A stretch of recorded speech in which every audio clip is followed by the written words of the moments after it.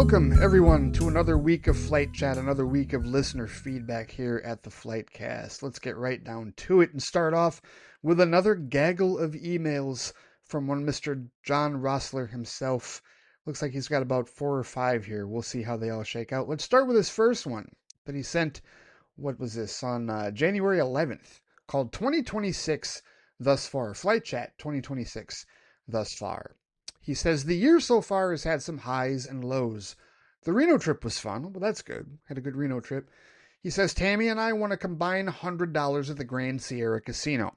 We got to play in the snow. Oh, does the snow? All right, good deal. Tam hadn't actually been in the snow in over a decade, although it didn't last long, he says, as it rained on our way back. We only got to be in the snow 3 times, and this was a December 30th, January 1st trip. The rental property was nice. Well, that's good.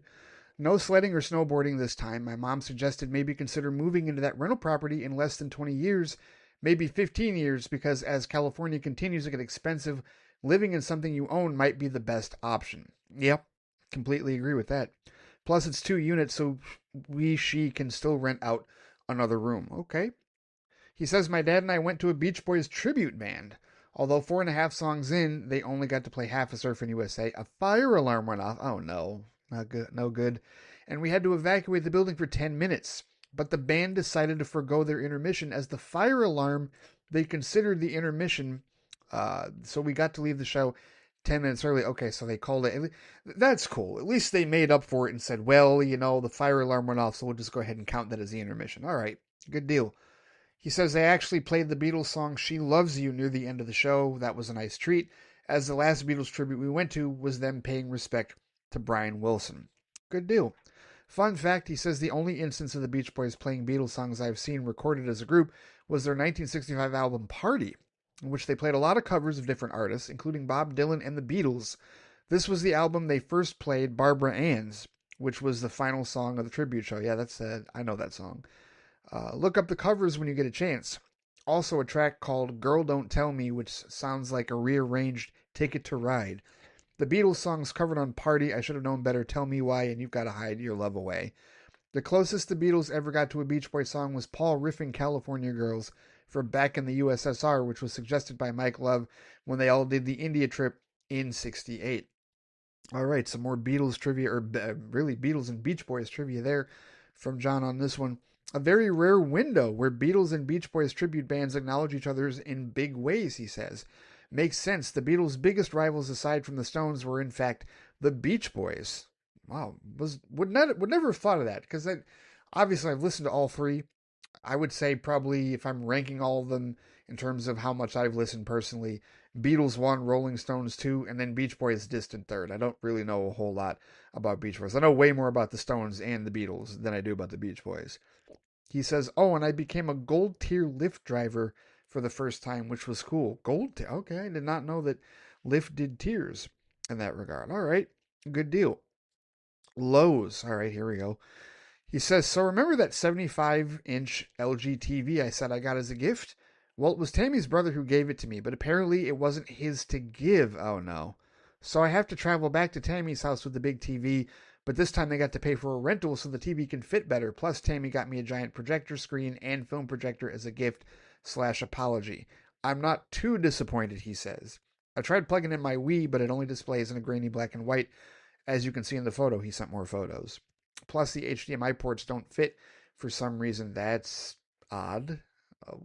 He says Tam's fam is cool, but sometimes they can be a bit questionable. Here, let me look at this picture. Yeah, that is a weird black and white. What do you mean the HDMI ports don't fit? That sounds like aftermarket stuff. That's odd. That's really odd that they won't fit. Because HDMI, like that's the ports are supposed to fit. Maybe they're not actually HDMI ports. I don't know. That's a little odd. It seems I'm not sure about that TV now that I think about it. And it wasn't. It was a brand new TV, wasn't it? So was it bought brand new for somebody else and he gave it to you, or was it not a brand new TV and he just took it from someone's? I don't know.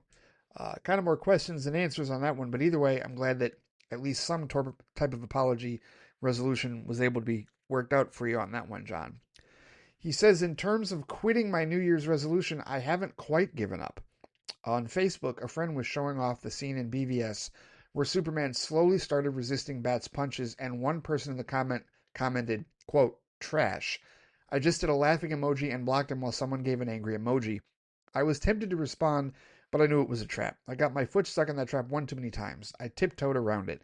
This year will certainly be a test of stamina for me, especially on March 25th, the 10-year anniversary of Batman v Superman, which as of this year is still my record for a movie I saw in theaters 6 times.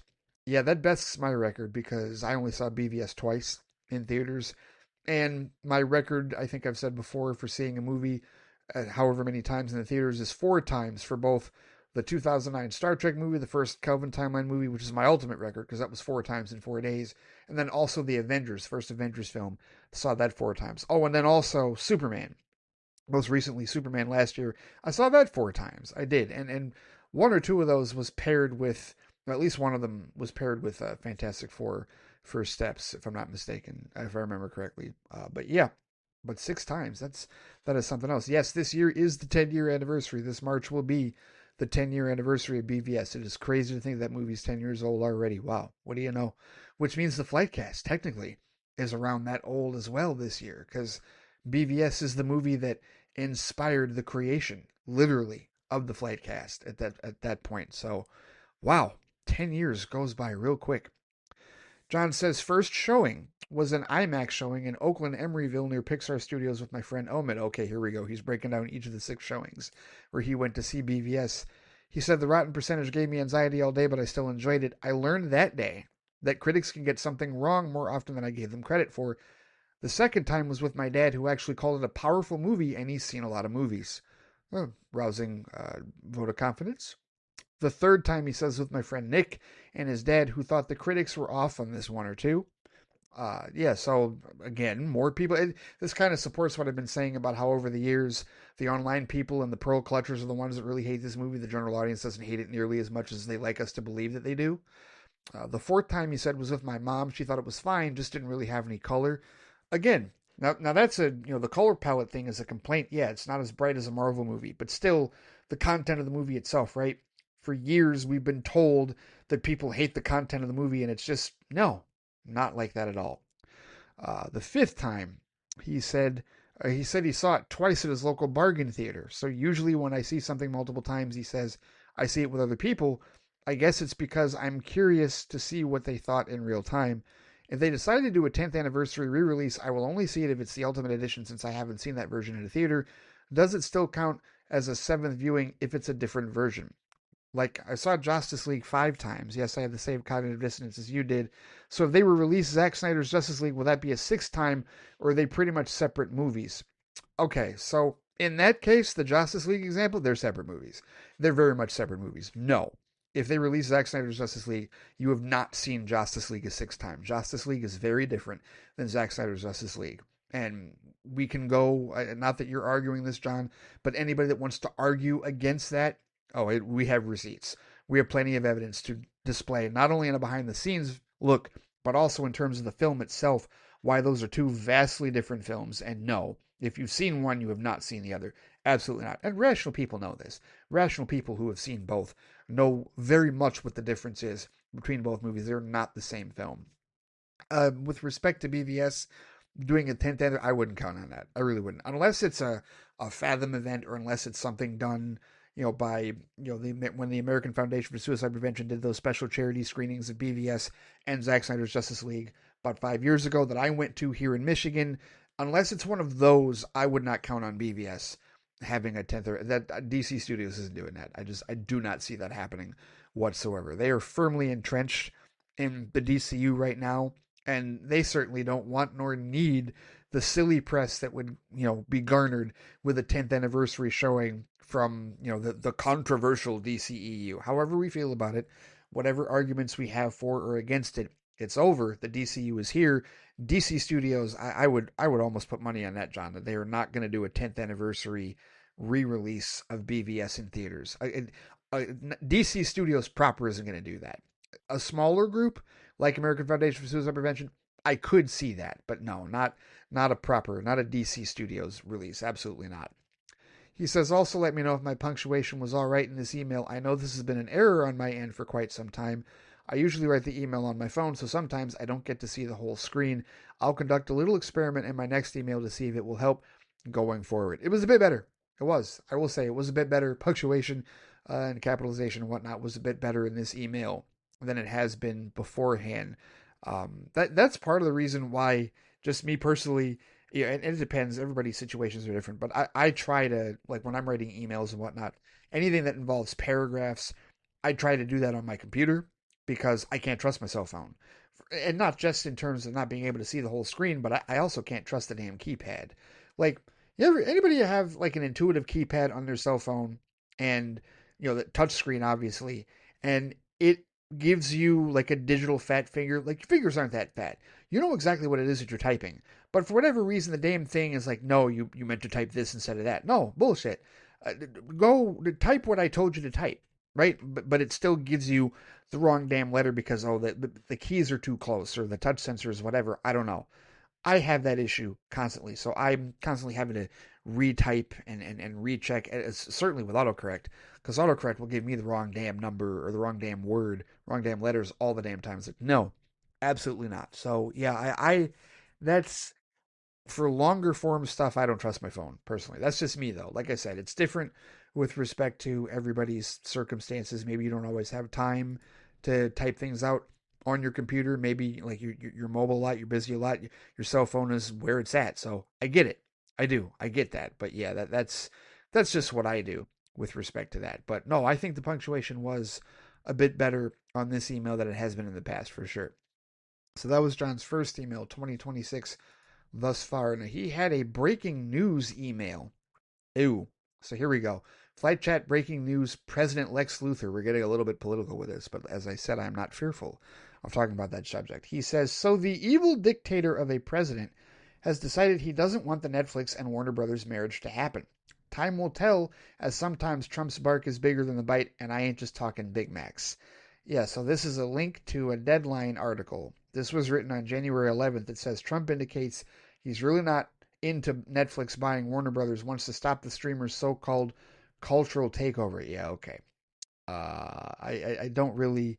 It says earlier Sunday, as Hollywood put on the Spanx to fit into the frocks and tuxes for the 83rd Golden Globes, Trump retweeted a very unambitious One America News commentary decrying Netflix's currently Warner Brothers Discovery Board approved $83 billion effort to buy Warner Brothers streaming and studio assets, proclaiming Stop the Netflix Cultural Takeover. The December 12th opinion piece from John M. Pierce insists the Department of Justice and the Federal Trade Commission should treat this merger as top-tier antitrust priority, not only for its market implications, but for what it means for free expression and America's cultural pluralism. Quote, the missive from the MAGA lawyer, not a quote, pardon me. The missive from the MAGA lawyer who has represented January 6 insurrectionists in the past, adds, quote, here we go, Netflix should compete, not conquer, and the United States has a responsibility to ensure no corporation can dominate the national imagination through raw market power and ideological activism. Yeah, that's all bullshit. Complete bullshit. Because, and this person, like Pierce, this writer, he says, calling the Ted Sarandos and Greg Peters run streamer a company that has repeatedly used its global platform to elevate progressive narratives while suppressing dissenting viewpoints. Ah, see, there we go. Pierce argues in favor of Paramount's still rebuffed $108 billion hostile takeover offer. Okay, so right there, they're turning it political. And that's what really got Trump's attention, is the idea of it being political. When he read the sentence about Netflix repeatedly using its global platform to elevate progressive narratives, and that's why he retweeted it. That's where it comes from. Because if he really did give a shit, and if Pierce really did give a shit about this being an antitrust issue, then they wouldn't want either Paramount or Netflix to buy Warner Brothers. And we know that's not the case. They're lobbying for one side over the other. So this is just him lobbying for, right-wing MAGA audiences, which, again, so short-sighted, because Paramount, and I continue to say this, whether you guys want to believe me or not, Paramount believes in making money, and the second that MAGA content doesn't sell for them, they won't go with it. And again, why is it that when it comes to the narrative content, when it comes to the movies and the TV shows, right, when it comes to franchises like Star Trek, which I will certainly be talking about, if not on this show, then definitely on FlightCast after I record this particular episode, why is it that those progressive things continue to get put out, continue to get developed, continue to get made, right? If we're so worried about this MAGA narrative. No, it's because MAGA shit doesn't sell. MAGA shows do not sell. MAGA movies do not sell. What does sell with respect to MAGA is the news cycle. That's where the concern is, the news cycle. And I get it. People are concerned about the news cycle with respect to CNN and whatnot with that takeover. But again, as I've said, CNN is just as compromised as any of the other legacy medias. It doesn't matter.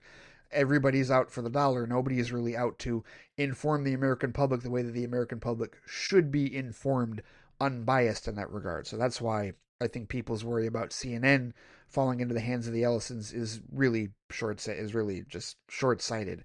And again, that narrative only sells as much as your audience will buy it. The second they don't buy it, the second the shareholders pull out and decide we're not spending money on ad campaigns for something that people don't like, that's when you will change course. That's when these news entities and all of these companies and all these CEOs will change course, right? Because it's the dollar, not the. They care more about, way more about green than they do about red and blue, period.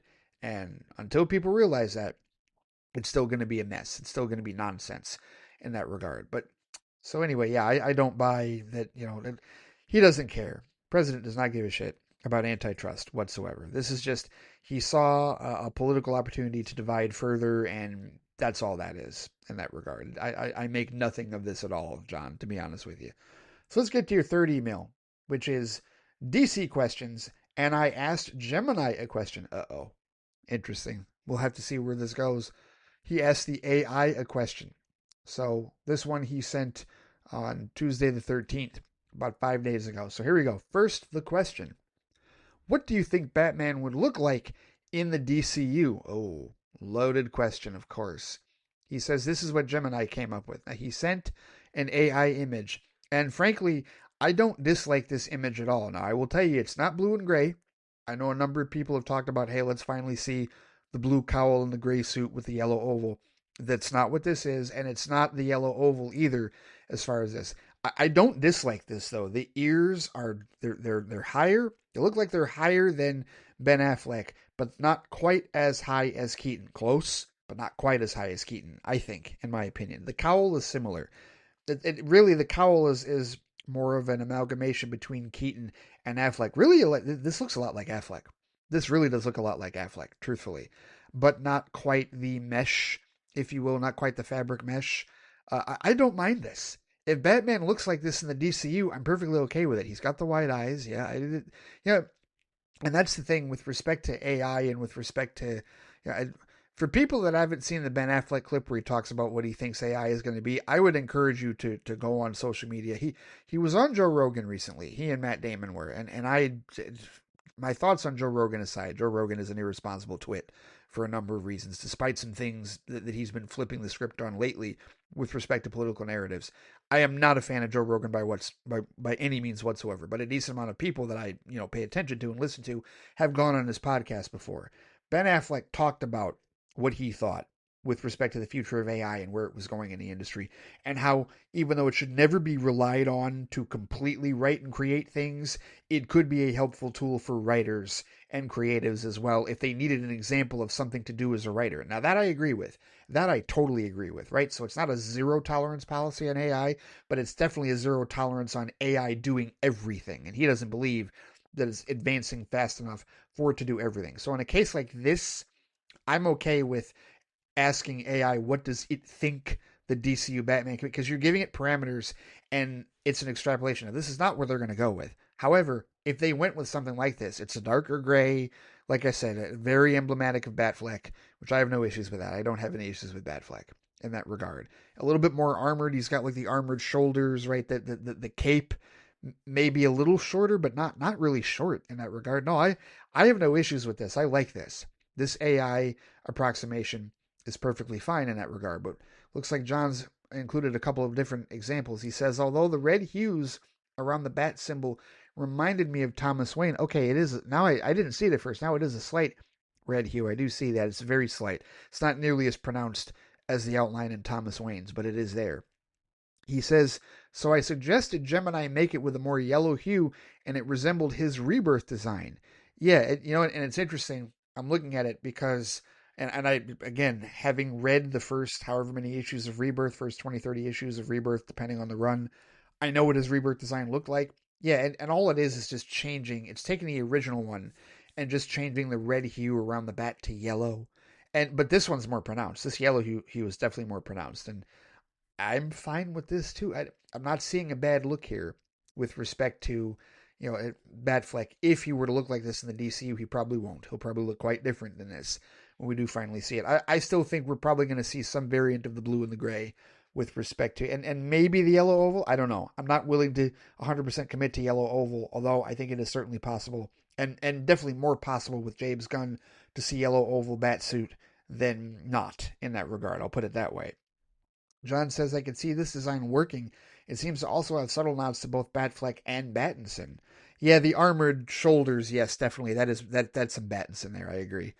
But I know I can't rely on AI, he says, to accurately predict the future, and this isn't any different from X actor in Y role.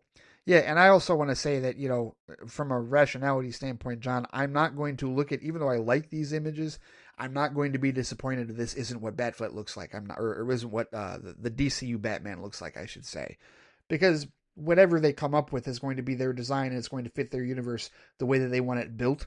And, they deserve the creative freedom to be able to do so. So, yeah, I'm good with whatever. I'm open to whatever they're going to do. But I have no issues with these extrapolations, to be honest with you, which again come from you giving it notes and it extrapolating a guess based on your question in that regard. So, all right. So it also says that for his questions, he used AI to help with punctuation. All right. Cool deal. But here's his DC questions. He's got, a couple of them. All right. Here we go. First one, he says, I'm curious why we haven't had a DC movie open above 160 million since Batman v Superman. I'm guessing Warner Brothers meddling and aimless direction are the reasons. Yes, that and marketing, because marketing is a big part of it.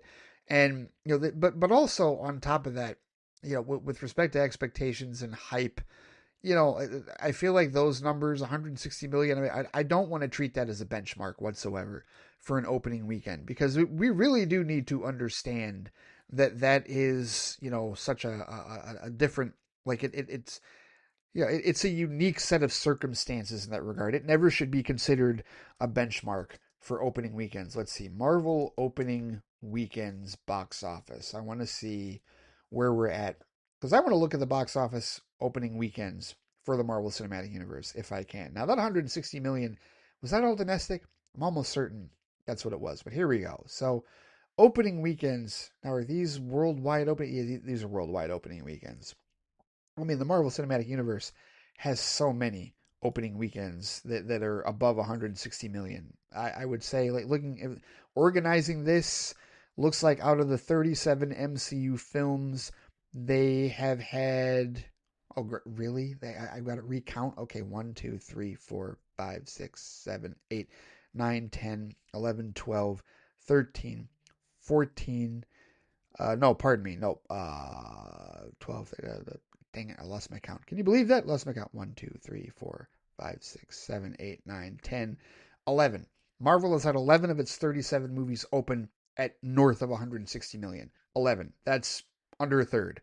That's under a third of the Marvel Cinematic Universe. And what movies are those, by the way? Avengers Endgame, Spider-Man No Way Home, Infinity War, Deadpool and Wolverine, The Avengers, Black Panther, Avengers Age of Ultron, Doctor Strange in the Multiverse of Madness, and Black Panther Wakanda Forever, as well as Captain America Civil War and Iron Man 3. Those are all 11 of your above $160 million openings for the Marvel Cinematic Universe. That's a lofty goal. Okay, that's a very lofty goal. Now, does that mean that Guardians Volume 2 and Captain Marvel and Thor Love and Thunder and Iron Man 2 and Thor Ragnarok and Guardians Volume 3 and Fantastic Four First Steps and a number of others, does that mean that they are lesser? No. And I'm naming off movies right there that were under $160 million opening weekends, but were over $100 million opening weekends, right? Hell, even Ant-Man and the Wasp Quantumania had a $106.1 million opening weekend. So yeah, let's not look at 160 million as a benchmark in that regard with respect to an opening weekend, but certainly meddling marketing and you know what, just the circumstances, right? I mean, look at it. I did all the Avengers movies. I list all Avengers movies in that, above, yep, all of them, all 4 Avengers films above 160 million. So is the expectation for Doomsday to do the same? Certainly, because it's an Avengers movie, right? It's an Avengers movie at that point. And then what about the non-Avengers movies? Well, Spider-Man speaks for itself. And I think it's interesting that Spider-Man No Way Home is the only one of the Spider-Man trilogy, if you will, the John Watts Spider-Man films in the MCU, the only one that had a opening weekend of over 160 million. Far From Home, which made $1 billion, didn't have that high of an opening weekend. In fact, what was its opening weekend? Far From Home's opening weekend was $92.5 million. Now, granted, it was a holiday weekend, so they're not counting all 5 days, right? It was, what was it? Memorial Day, 4th of July, something like that, if I'm not mistaken. 4th of July, that's what it was, yes. July 2nd, 2019 was when it released. So, that didn't have a 160 million opening weekend, and neither did Homecoming in that regard. But all of those films were successful, right? Certainly successful in that regard. Okay, Black Panther, a cultural phenomenon. Deadpool and Wolverine, that's a big, huge team up, and Fox X-Men celebration in that regard. So yeah, there's a lot going into hype and circumstance with respect to a movie, and then Multiverse of Madness. That was the hype behind all the cameos we thought we were going to see in that film, or not we, and a number of people thought that they were going to see in that particular film. Wakanda Forever, tribute to Chadwick Boseman and cast and crew and all that. Yeah, it's just there's a lot of hype that comes into play. So I don't want to say it's all studio meddling, but studio meddling certainly played a part in it. But also, we shouldn't treat 160 million as any type of a benchmark for an opening weekend whatsoever. That is a unique scenario that Marvel Cinematic Universe, that Marvel Studios has taken advantage of in that regard, and has been a beneficiary of over the course of the MCU's existence. So I'll put it that way. Number two, he says it's interesting that in 2027 we're getting both a Superman movie and a Batman movie. While you and I don't care about box office, let's pretend we did just for kicks, and let's put aside whatever the hell is going on with who is buying, not buying Warner Brothers. Which film has the best chance to pass 170 million in its opening weekend? Neither. And here's why I say that, John. Again, a lot of what I said before, I really caution you, John. Let's really stop using 160, 100. Let's stop using these benchmarks for opening weekend. Let's go to the Batman, right? Now, I've said many times that Batman does not fail at the movie theater.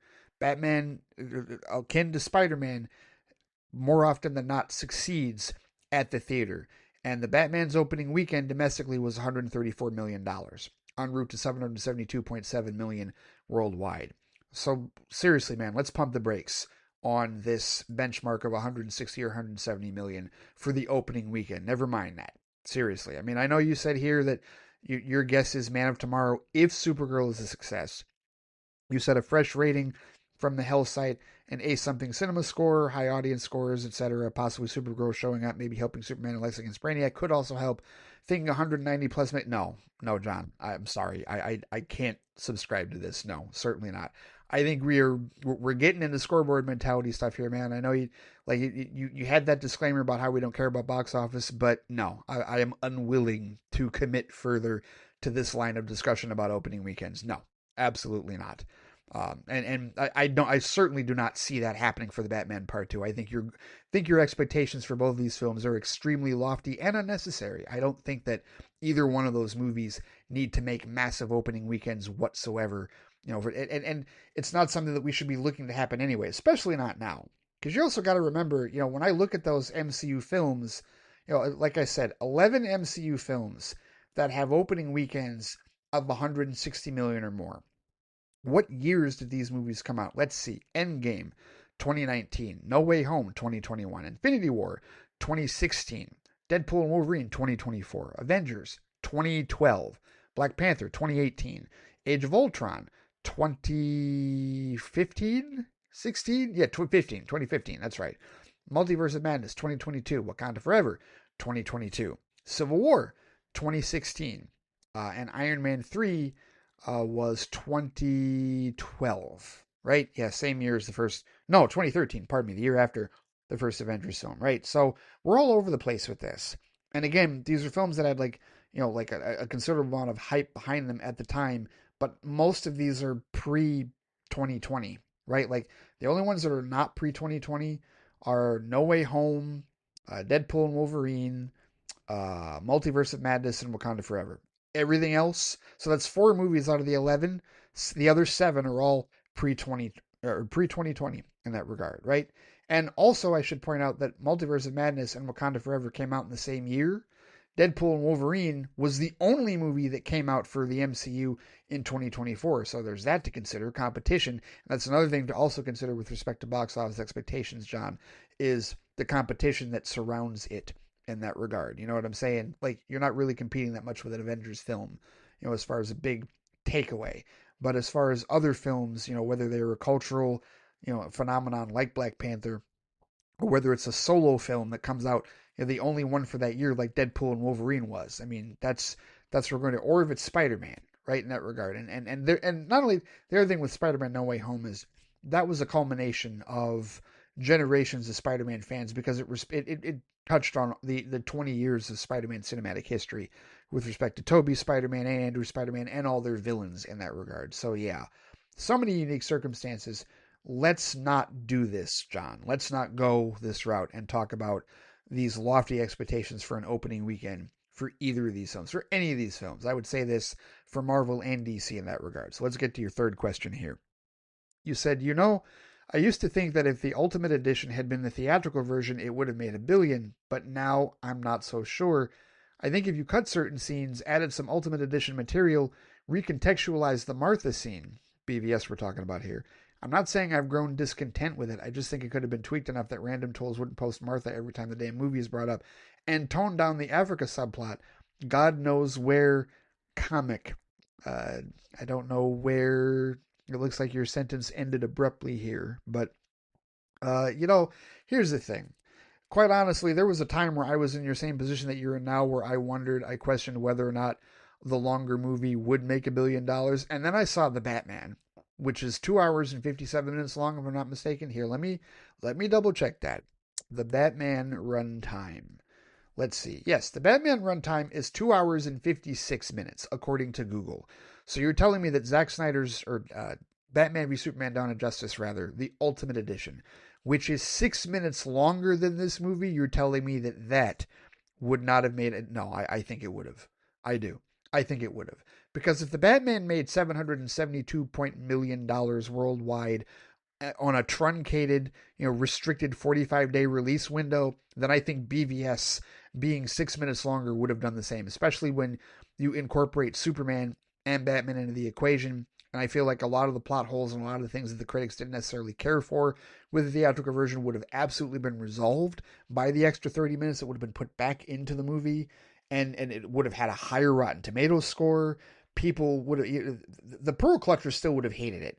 And it still would have had, the maybe not as much review bombing, because review bombing wasn't really that big of a thing back then. But I do think that there would have been more appreciation for it, and certainly with the audience. A lot of the complaints that people had, even with the Martha thing, like, it still would have been better received, in my opinion, had it been that version. So runtime doesn't really spook me on that one anymore. It again, because of what I saw, because of how I saw how the Batman did with respect to its runtime in that regard. All right, so number 4, he says, I do think we will get a Justice League type film eventually. I mean, the Hall of Justice is in Superman. You don't just drop an iconic building in a first installment and not have the Justice League eventually show up. Maybe, but I think people need to tone down their expectations on when it's going to show up, because I got people thinking it's going to happen before 2030, and it might not. It might not. We need to see how the DCU succeeds going forward. We need to see how this year does. We need to see how Man of Tomorrow does. We need to see what happens with The Brave and the Bold and what happens with all these other films. So I would really pump the brakes on when you think you're going to see a Justice League film in the DCU. Sure, at some point, yeah, they're teasing toward it, but we're not in a hurry. And James Gunn and the DCU, I don't think, is in a hurry. When the right story and when the right script is there, then they'll do it. And I'm perfectly okay with that. I have no issues with them doing that whatsoever. Number 5, this is a longer one. He says, you know what I can't stand with this 10-year anniversary comic book movie retrospective? People trolling and having tunnel vision. Now, we're talking a lot about BVS today here. He says, yeah, I know I'm sounding like a broken record, but I really got to break down the stupidity because I want to hear your take on what I've been seeing. I've been largely not responding to it, but if I wanted to share, okay. First of all, before going any further, John, I already know what my take is going to be for you. My take is going to be stop flipping reading it. Stop. Stop flipping reading it. I've said it before, and I will continue to say it until you actually stop reading it. Stop reading it. But here we go. He says he's seen people say, I can't believe we live in a world where BVS didn't make $1 billion, but Captain America Civil War did. It's not your effing money, random bot, he says. It wasn't your money 10 years ago. It's not your money now. Studios making money off you, the consumer, shouldn't have a rooted interest unless you're in the stock market. Yeah, it's scoreboard mentality.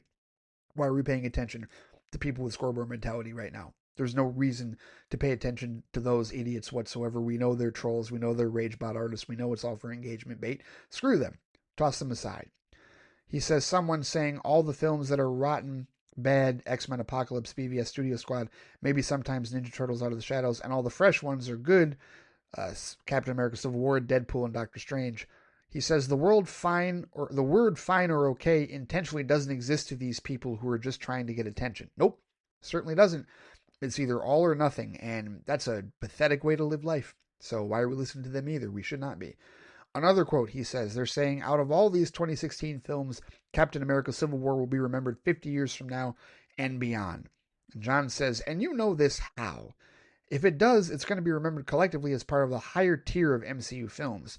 The only MCU that's really stood in its own merits with upper echelon films, and the only film that seems to have consistently been able to have mainstream staying power outside the MCU, has been Black Panther. That film and The Dark Knight seem to be the only superhero films that seem to top highly regarded publication lists. Joker might be a distant third. Civil War, I feel like the discussion with Captain America Civil War, yeah, I don't think people talk about it nearly as much as they do other Avengers films and other films in the MCU. I feel like the top tier MCU films that consistently garner the conversation and attention, people will bring up Winter Soldier. Those of us that talk about it still being the best MCU film, people will bring up Infinity War way more. They'll bring up Infinity War and Endgame, and I don't even think Endgame is as good as necessarily as Civil War. At least I think I have it rated lower than Civil War. I don't remember, but I think people talk way more about Infinity War and Endgame than they ever would about Civil War. Absolutely. I think when people talk about Civil War, a lot of times now, it's just to talk about whether or not they're still Team Tony or Team Cap. And I still think that's a silly discussion, because if you were Team Tony at all, then that you have issues. There's no reason whatsoever, either reading the comic, especially, or watching the movie, that you should be Team Tony. And I do not want to hear about how, well, Steve lied to him about his... I don't want to hear that shit whatsoever. Tony was openly promoting and supporting fascism in both the movie and in the comic book. There is no defending that. He was in the wrong in both cases. He was far worse in the wrong in the comic, but he was in the wrong in both cases, regardless of how personally you take it with respect to Steve trying to protect his buddy Bucky, who took out his parents. Regardless of that, you also know about the Hydra programming, and we already went through that with respect to Black Panther going through his stuff and finally deciding to fix Bucky, right? Even though Bucky was responsible for the death of his father, the King T'Chaka, right? And the whole redemption arc and whatnot that Bucky went through. Never mind all of that. We already went through all of that. If you're still Team Tony to this day, if you're still supporting, we need to be put in check. If that's what it takes, I'm game. That type of thing with the Sokovia Accords, you have issues, as far as I'm concerned. Those are your issues. I don't see how anybody is still Team Tony to this day. I just don't, personally. I mean, it's not an argument for me. It wasn't an argument for me then. It's not an argument for me now. And it doesn't mean that Cap's argument is perfect, but it's way less fascist than Tony's. Let's just be clear about that, fundamentally speaking, in that regard. So that's what I have to say about that one.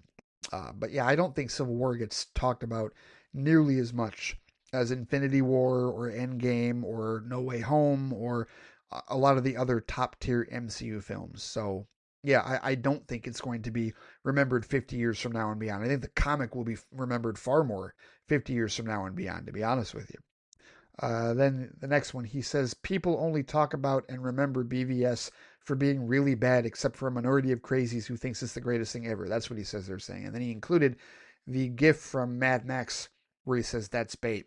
Yes, it is bait. Why are we reading it, John? Why are we paying attention to it? Well, John says, as an Uber Lyft driver who started in 2016, I talked to many passengers. I had mentioned a dude talking to his kid on the phone who has been watching Batman v Superman on repeat. I spoke to a jock who said that film was awesome.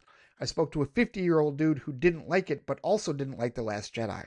What do these people have in common? They don't seek validation or attention online. They're all general audience people. At worst, 40% liked it, 40% didn't, and 20% somewhere in the middle. Yeah. I mean, I've conducted the same, de facto experiments. I have found nobody in real life that is part of the uninitiated general audience that despises BVS in the slightest. Maybe they don't care for it nearly as much. Maybe it's not their cup of tea. But I don't know anybody in the general audience that hates that movie. I don't. I don't know anybody that just flat out hates it categorically and is like, I wish it had been this, I wish it had been that. No, they're indifferent to it. It wasn't as fun as they necessarily wanted it to be, right? But they never called it bad in that regard. We've got more here. Man, you're going through an entire list of things that I'm going to tell you to quit reading and quit paying attention to, John. Seriously. This feels like you're not following your resolution, but here we go. The next thing he has listed, people saying nobody will remember Batman v Superman Dawn of Justice 50 or more years from now. And John says, much like box office, predicting what films will be preserved in the consciousness of the general viewing public is a crapshoot. Films like The Wizard of Oz, It's a Wonderful Life, and Disney's Pinocchio all bombed at the box office and pretty much got forgotten for years until the introduction of TV, where they all got a second life and are remembered, viewed, and talked about to this very day. Sure, we have filmed the National Film Registry, but there's many ways to preserve movies now. Here, I'll tell you what, John. I will say this. The more that people say nobody remember Batman v Superman Dawn of Justice 50 or more years from now is all the more guarantee that it will be remembered 50 or more years from now. Now, I think there are other reasons because of the controversy, if you will, because of Ben Affleck being Batman. Like, people who know Ben Affleck will remember the time that he was Batman. Hey, remember when Ben Affleck was Batman? Yeah, he wasn't that bad, because opinions have definitely, I don't want to say completely flipped, because I don't know that they really hated Affleck as Batman when the movie came out, and they never blamed him necessarily for not liking the movie. They attached a lot of the dislike of that movie, I still say, to what they did with Superman. But you're seeing people nowadays go, oh, well, he was good in the movie. He was really good Batman. This and that. What you're hearing people say that. So this idea that BVS is going to vanish out of the consciousness of the discussion, no, certainly not. It's going to stick around. Listen, BVS has the potential for more staying power.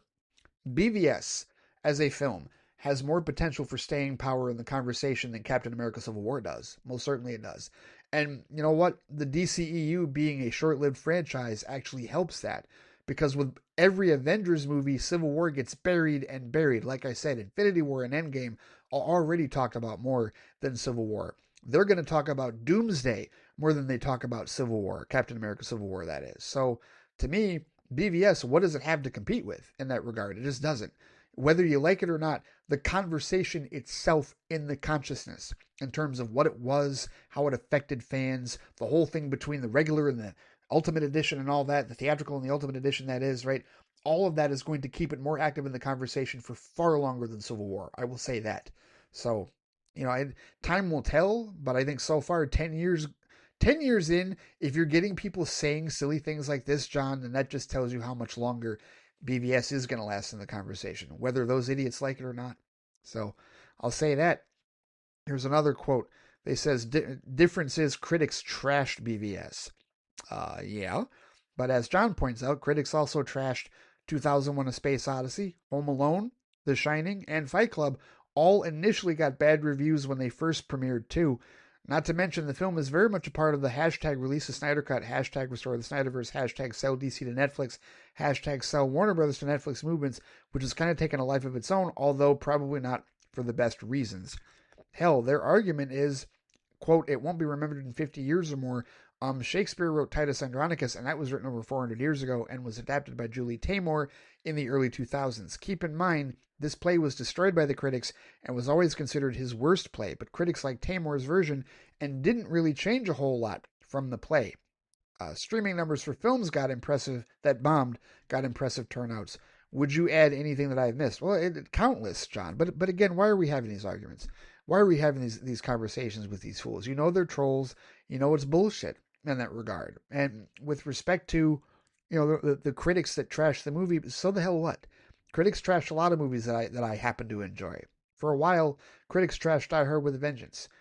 Only at some point, I remember seeing it having a Rotten Tomato score. It did. It doesn't now, at least last I checked. But there are plenty of movies out there that I enjoy that critics do not enjoy. So what?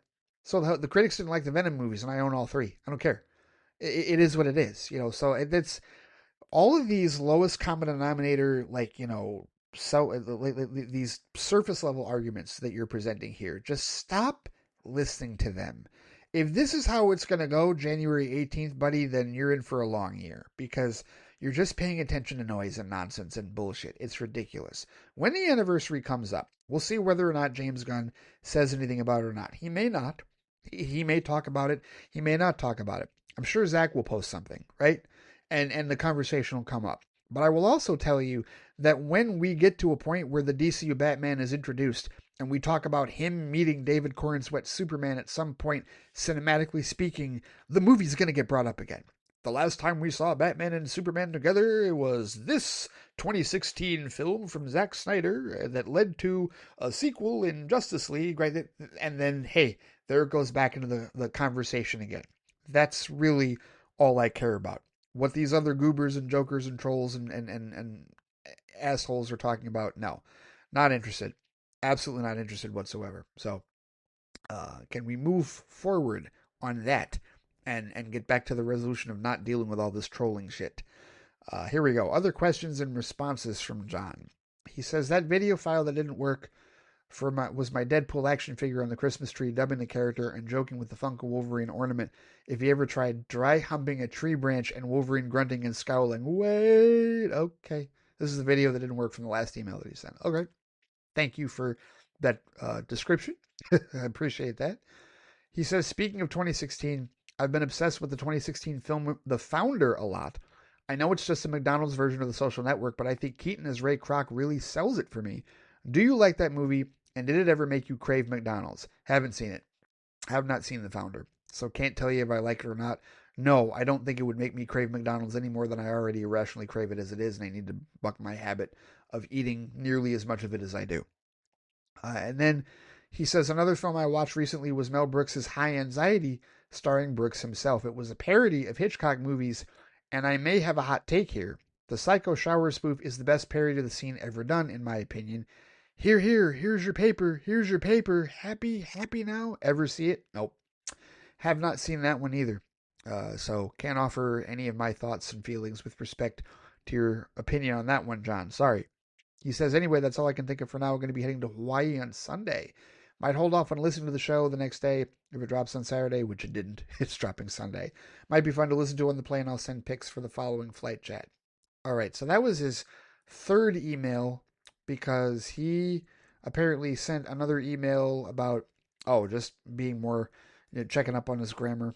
But then he did send this, and I'm definitely going to talk about this in Flightcast, although I feel like some of the other emails later on in the show will probably also touch on this as well.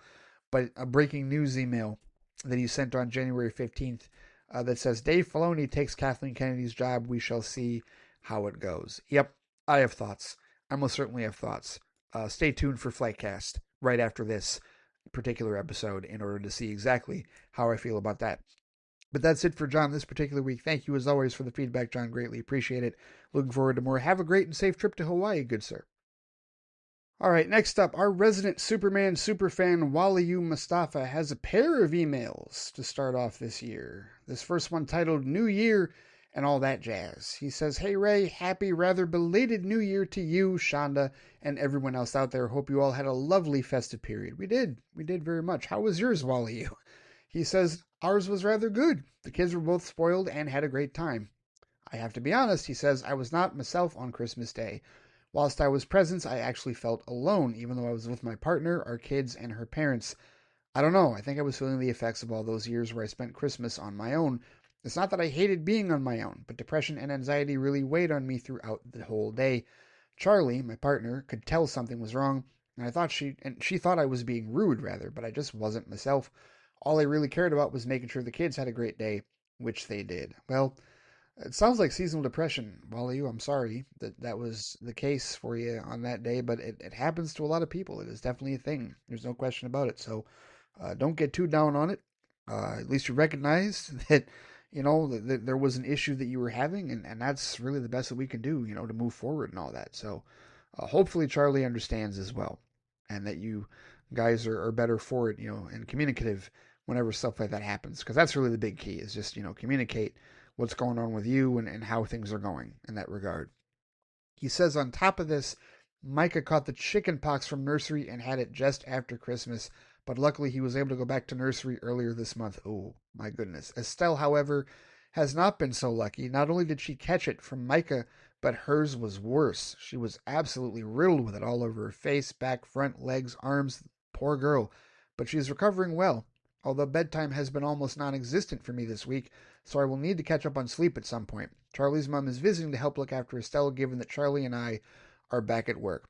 So the silver lining, and listen, it's unfortunate that they caught the illness while you, but the silver lining is that they caught it early in their lives, right? That's what I've been told my whole life. I caught, from what I'm told, because obviously I don't remember this, I'm told that I had it at 8 months. And I forget who, one of my aunties, I think, gave it to me. So I have no memory whatsoever, obviously, of having the chicken pox. My sister Rachel, not as fortunate. I think my sister Erica also not as fortunate. I'm pretty sure both of them got chicken pox when they were significantly older than that.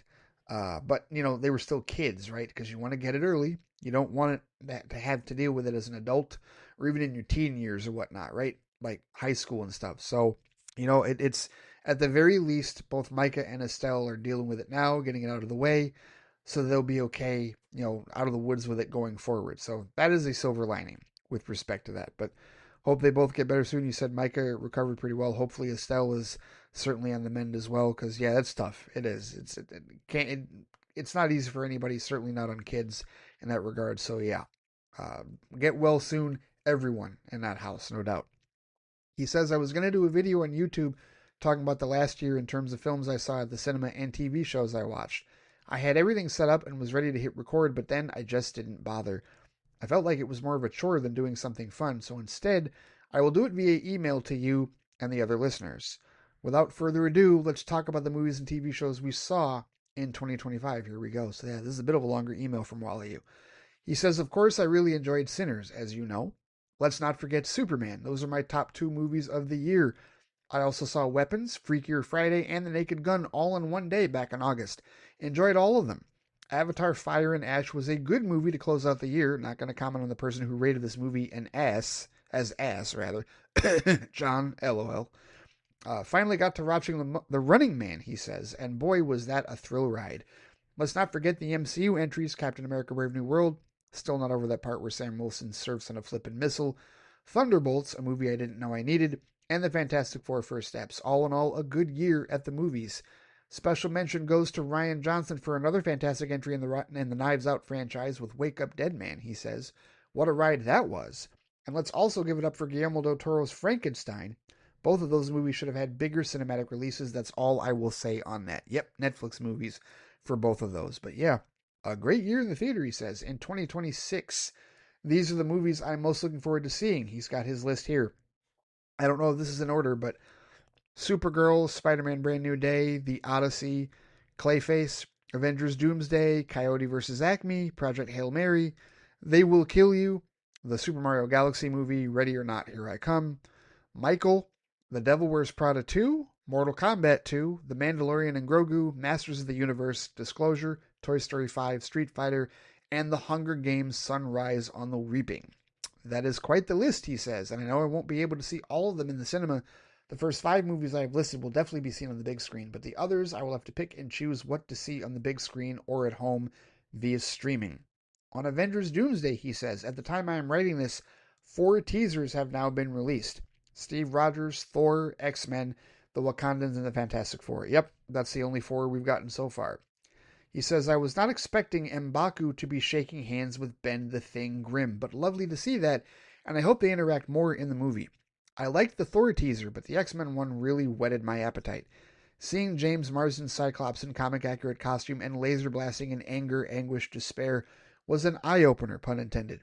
I tell you, if that alone is not enough to get the people to the cinema, never mind getting the other gang back together, then there is something wrong. This has to be James's redemption.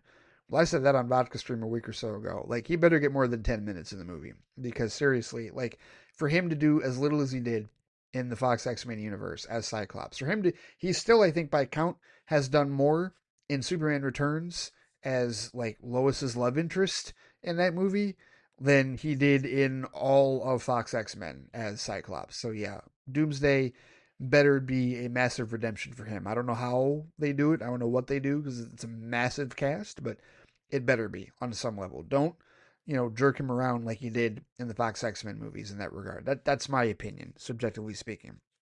But I'm glad that everybody else is getting hyped for all of these clips. As I've said, not my tempo, but doesn't mean I'm not going to enjoy the movie. I am. I'm going to enjoy the movie. I'm going to see the movie. So it is what it is. Wally says, in terms of TV shows, we have finished Pluribus Season 1. I thought it was 10 episodes, but it was only 9. A really good show, he says. And I have to say, Apple sure knows how to produce such high-quality TV shows. I mean, just look at Slow Horses. Yeah, I still haven't seen that one. Still haven't watched an Apple TV show yet. Next from Apple TV for me, he says, is Season 2 of Monarch Legacy of Monsters. They just released a new trailer for it, and it looks awesome. The series finale of Stranger Things stuck the landing for me and closed the series out really well. Okay, so Monarch Legacy of Monsters is going into a second season. Did not know that. And he liked the Stranger Things finale. All right. Nobody that has listened to this show and written in about it has disliked the Stranger Things finale. At some point in the hopefully not too distant future, I will watch the entire show and decide how much I agree with those people or not. Because odds are I'm probably going to agree that it was a satisfying ending or that I at least enjoyed the ending. I like being happy and, don't really see the need to be a cynical bastard about things. So I'm probably going to be a lot more open-minded about whatever that ending is when I do find out exactly what it is at some point. Let's see how far I can stay in that bubble before I see it. He says also, can we get Caleb McLaughlin and Sadie Sink as live-action Miles Morales and Gwen Stacy in the MCU, please? I know people will say that Sadie is a redhead, but there's a thing called wigs. It's amazing what they can do these days to make someone look different. Who is Caleb McLaughlin? Caleb McLaughlin, I'm guessing, is, this is the dude. Yeah, this is the black kid that's in Stranger Things. Gotcha. Um, that's an interesting discussion, and not to necessarily like dive like massively into this while you, but I know that there is a segment of people out there that want Miles Morales live action to be played by an Afro-Cuban actor specifically, and I get why. I do totally understand why. So that would be intriguing. I think that obviously a black actor at the very least is required for an accurate Miles Morales in that regard, but whether or not they decide to go direct Afro-Cuban with it, I mean, your vote is for this guy, and I'm sure there are plenty of others that fan cast him as well in that particular role. If we ever do see a live action Miles Morales, which I think is certainly possible, I would never close the book on that. How soon we see it, who knows? Because the MCU is clearly not done with Mr. Peter Parker just yet. And as far as Gwen Stacy, I mean, yeah, they went with Bryce Dallas Howard is not a redhead, or Bryce Dallas Howard is not a blonde. Is she? No, isn't she a redhead? Isn't Bryce Dallas Howard a redhead? Hang on. Yes, Bryce Dallas Howard is totally a redhead, and they absolutely put her in Gwen Stacy wig, if you will. So there's already precedent for that, Wally, as far as it. However, anybody feels about her version of Gwen Stacy, they've certainly done that. Emma Stone is also not a blonde. Emma Stone is also a redhead. So the tradition, if you will, of casting redheads as Gwen Stacy definitely has been established twice in this regard. So maybe that's why Sadie Sink would fit right in as a Gwen Stacy in that regard, right? Because here, Sadie Sink, I think I remember what she looks like. Oh yeah, certainly. Why not? Absolutely not. And again, we've already established the precedent of casting redheads as Gwen Stacy and putting them in blonde wigs. So yeah, I think you're okay on this one. In fact, truthfully, I think you're ahead of the game with respect to your fan cast on this one, Wally, because that seems to be the paradigm, if you will, to cast redheads as Gwen Stacy. So there you have it, Sadie Sink as Gwen Stacy. Why not? He says, still in the TV shows, I am in the middle of season 2 of both Fallout and Percy Jackson and the Olympians. I continue to enjoy both of them, he says. One is definitely more adult-oriented than the other. Season 2 of A Thousand Blows, starring Stephen Graham, has also begun on Disney+. He's in that too? All right. High Potential Season 2 and Abbott and Elementary Season 5 are back on Disney Plus as well. I mean, this month alone is seeing a serious influx of TV shows, and I haven't even mentioned both Wonder Man and Star Trek Starfleet Academy, which started the day he wrote his email. Both of those I am looking forward to, he says. As for the rest of the year, the most notable shows I'm looking forward to are Lanterns, Daredevil Born Again, Season 2, The Boys' final season, Vision Quest, Lupin, starring Omar Sy on Netflix, Bridgerton Season 4, Reacher Season 4, and Only Murders in the Building. Phew, yeah, I know. Too much shit to watch. He says, oh, and by the way, if anyone hasn't yet, I recommend watching the P. Diddy documentary produced by 50 Cent on Netflix talk about an eye-opener. I don't think I'm terribly interested in that particular subject matter. But hey, anybody else that is, go right ahead. Wally says it's good. All right. Uh, Rousing vote of confidence for that one. He says, moving on to comic books, I canceled my DC Universe Infinite Ultra subscription as I've gone back to buying physical copies for the time being. Mainly because I didn't want to miss out on the likes of Absolute Superman, Superman Unlimited, and DC KO, but guess what? I am not behind on those too, lol. But it's still nice to have them ready to read. Feels good to have physical copies of comics again. I even bought the Batman v Deadpool comic, and I am very much looking forward to the Superman Spider-Man collab from March onwards. I want to buy all the variants. You guys have been talking about these comics, and at some point I do want to sit down and read them, but my goodness, there's too much stuff to read and too much stuff to watch these days. Very daunting. Got to start somewhere. But of course, let's keep going because not only are there's too much to read and too much to watch, there might also be too much to play because Wally says on to video games. I know I haven't spoken much about gaming as of late, but recently I've been playing Football Manager 26. Football Manager. Wait a minute. Okay, hang on. I have to look this up. Is it a game that is actually called Football Manager 26? Or is it? It is. Okay. I thought part of me thought that he was being funny and that he was calling like Madden Football Manager 26. Like maybe it's called something else elsewhere. No, this is a football management simulation video game developed by Sports Interactive and published by Sega, released on November 4th, 2025 for Windows, Mac OS, Xbox Series X, and PlayStation 5. Okay. Why have I heard of this? Have I heard of it? Here we go. The Football Manager series. When did this start? Also known as okay. Also known as Worldwide. Okay, here we go. Football, as in football, like European football, soccer, right? That's what we're talking about with respect to football. Okay, gotcha. This is who did this? Sega published this game. All right.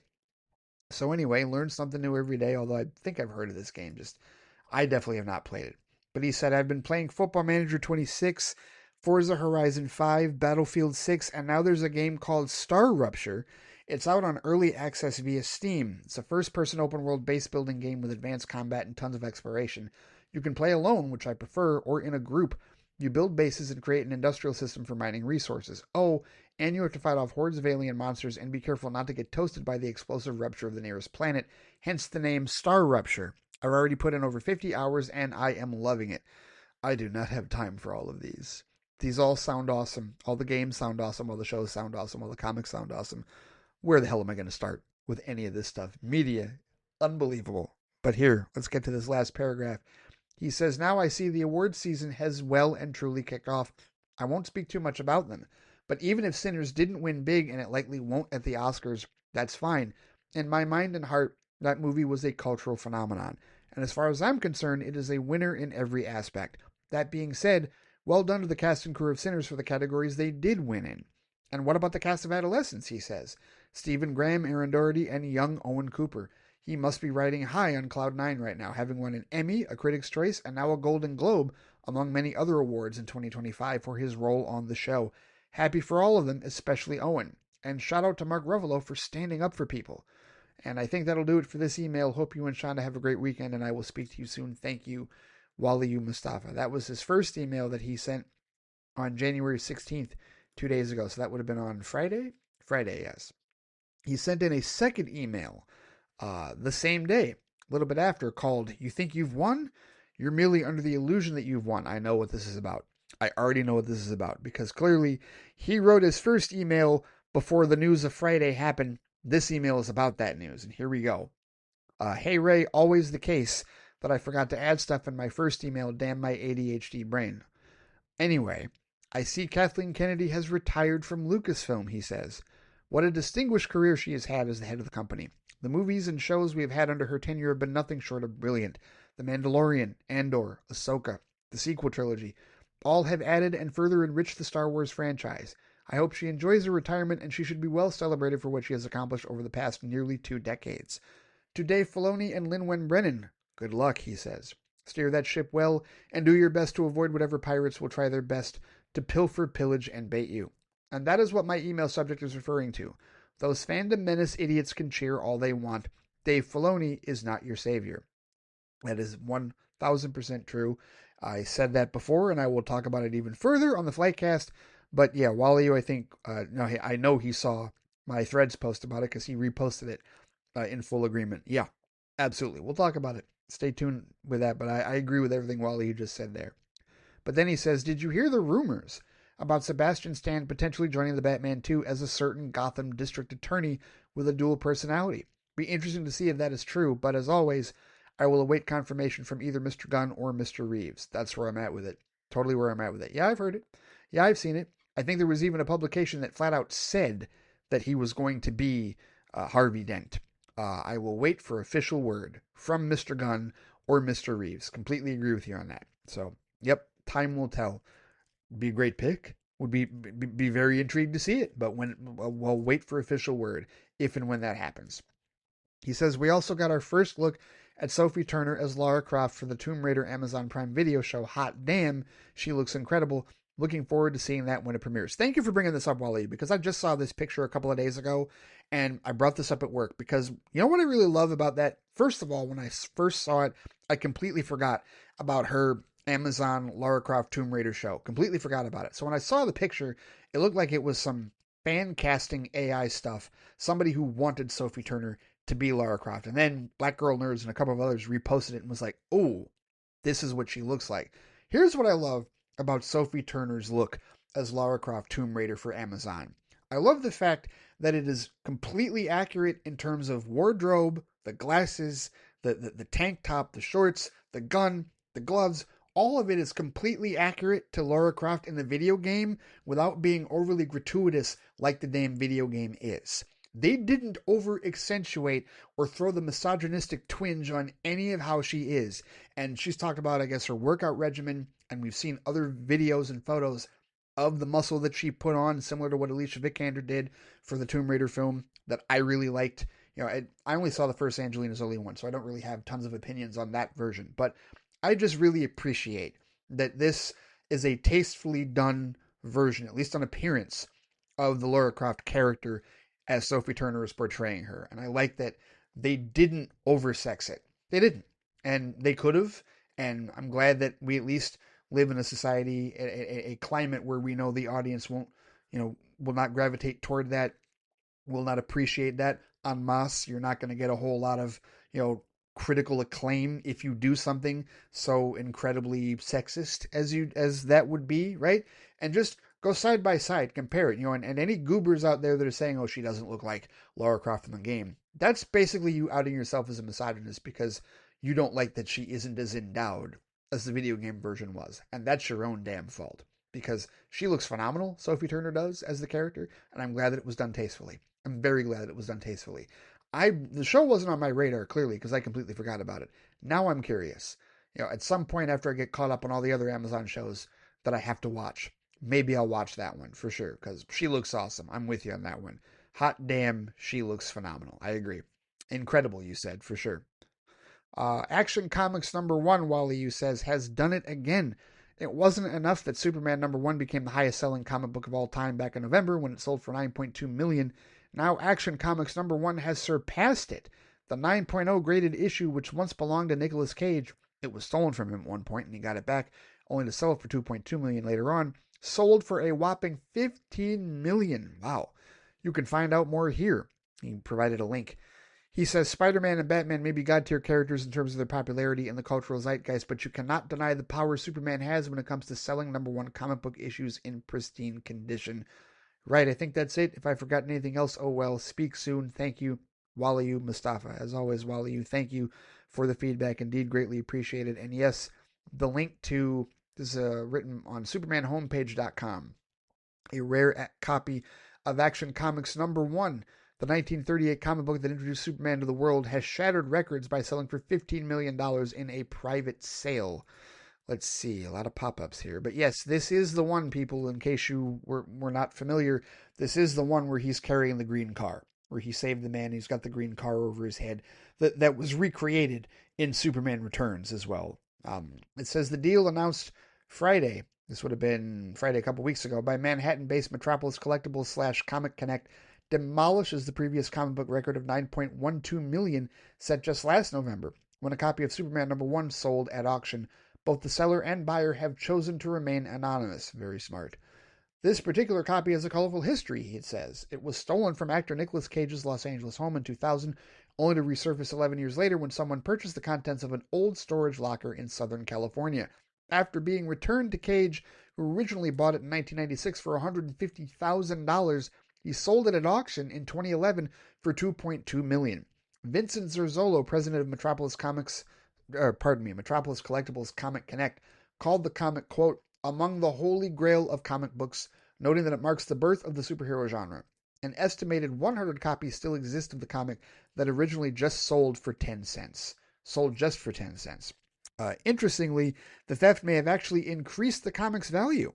Stephen Fischler, CEO of the company, compared it to the 1911 theft of the Mona Lisa from the Louvre, suggesting both thefts transform their subjects from valuable items into cultural icons. The sale cements Action Comics #1 as one of the most valuable comic books in existence and a cornerstone of American pop culture history.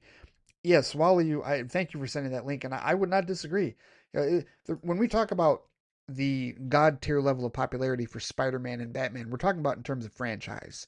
We're talking about in terms of merchandising, in terms of selling those characters to the general audience. They will always show up for a new Batman movie or a new Spider-Man movie. That has been proven time and time again. When it comes to Superman, the popularity as far as him being the father, if you will, of comics in that regard, or at least superhero comics, right? Like, as the Superman homepage piece says, the birth of the superhero genre. Absolutely, without question. I don't think anybody is disputing that whatsoever. It predates Batman's first appearance by a year, does it not? Because his first appearance was 1939, Superman's 1938. So yes, absolutely. That cannot be disputed whatsoever, Wally. The proof in the pudding is right there, in terms of objective data, in terms of time, and certainly now in terms of money spent on the comics, for sure. So no, Superman, a character that has unfortunately not been given the cinematic treatment that he deserves over the years, but hopefully is now starting to right the ship with respect to that, with the first James Gunn film, and certainly with Man of Tomorrow next year, and the DCU proper going forward. So yeah, you know what? If I had 15 million, I'd think about buying it. But if I, wanted 15 million, I would certainly sell it for that. That's for sure. Very valuable, incredibly valuable comic, no doubt about it. Thank you for sharing that, Wally, and thank you as always for your feedback. It is indeed greatly appreciated. Talk to you soon, good sir. All right, next up, Stu Little checks in with an email titled 28 Responses Later. Oh, intriguing. He says, hello. Before I begin, I have a response to John's response to my response to his thoughts on John Cena's final match. Okay, hang on. A response to John's response to his thoughts. Okay, got it. On John Cena's final match. Fair enough. Have a good day, sir. All right, so that is Stu's response to what John said, his critique, if you will, of Stu's John Cena comments. Secondly, Stu says, when I referenced pared down shaky cam BS in my last email, I wasn't talking about the Nolan Batman films. That was lacking, but the overall quality of the films in general made up for it. Nor was I talking about the Bourne movies. I think that worked for what those movies were going for, though I do think the success of the Bourne movies gave a lot of studios and filmmakers the impression that coherently staged and choreographed fight sequences were unnecessary and the action genre suffered as a genre, and fans as such had to rely on foreign cinema and even some straight-to-video places to find the people still crafting action in that way. Things seem to have swung back a bit since John Wick, he says, but the days of the A-lister action stars seem to be gone, which is why I think casting Karl Urban as an older washed-up Johnny Cage in Mortal Kombat 2 is a good move as it parallels that. Only thing I'll say about that, Stu, is if that is true, that if that's the lesson that filmmakers and producers and whatnot took from the Bourne movies, then they learned the wrong lesson, because those fights still were well choreographed, right?